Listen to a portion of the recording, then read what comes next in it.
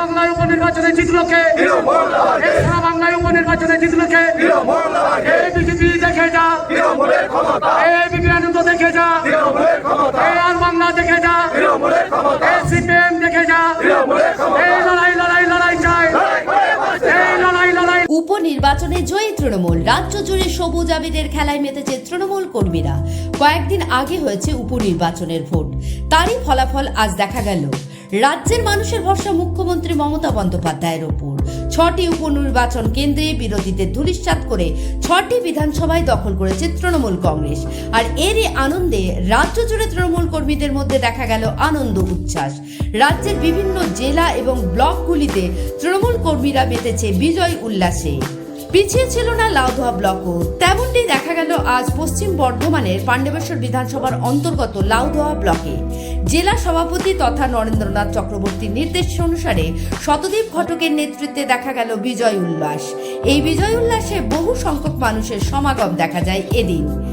মিছিলে উপস্থিত ছিলেন লাউদোয়া ব্লক সভাপতি শতদীপ ঘটক, পশ্চিম বর্ধমানের সাধারণ সম্পাদক, পশ্চিম বর্ধমান জেলা পরিষদের বিদ্যুৎ দপ্তরের কর্মদক্ষ সুজিত মুখার্জি, লাউদোয়া গ্রাম পঞ্চায়েতের উপপ্রধান রঞ্জিত মুখার্জি, দুর্গাপুর ফরিদপুর ব্লক মহিলা সভানেত্রী ক্ষমা নায়েক এবং আরও অন্যান্য কর্মীবৃন্দরা।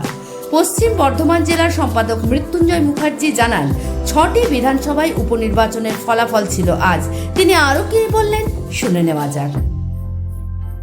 আজকে আপনারা তো জানেন যে 6টি বিধানসভার উপ ইলেকশন ছিল নির্বাচন। সেই নির্বাচনে বাংলার মা মাটি মানুষের সরকারকে আবার বাংলার জনগণ সুপ্রতিষ্ঠিত করে, তার জন্য আজকে আমাদের বিজয় মিছিল। তো আপনারা আর কি চিন্তা ভাবনা করছেন? দেখুন, এখন তো বাংলায় বলতে গেলে পশ্চিমবঙ্গে মাননীয় মুখ্যমন্ত্রী মমতা বন্দ্যোপাধ্যায় উন্নয়নের ডালি নিয়ে সারা বাংলায় রয়েছে। অর্থাৎ এই মুহূর্তে আমরা মনে করি মমতা বন্দ্যোপাধ্যায় বিকল্প, মমতা বন্দ্যোপাধ্যায় তার কোনো বিকল্প নেই।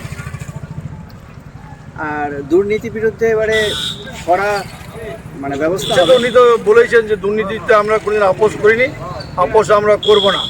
আমরা দুর্নীতির বিরুদ্ধে লড়াই করি। তৃণমূল কংগ্রেস অন্যায়ের বিরুদ্ধে লড়াই করার জন্য তৃণমূল কংগ্রেস প্রতিষ্ঠিত হয়েছে। আমার নাম মৃত্যুঞ্জয় মুখার্জি, সম্পাদক পশ্চিম বর্ধমান জেলা তৃণমূল কংগ্রেস কমিটি।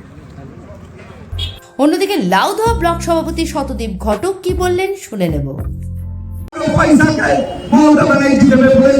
তিনি মঞ্চ থেকে বলেছেন, গত পরশু তিনি আবার বলেছেন।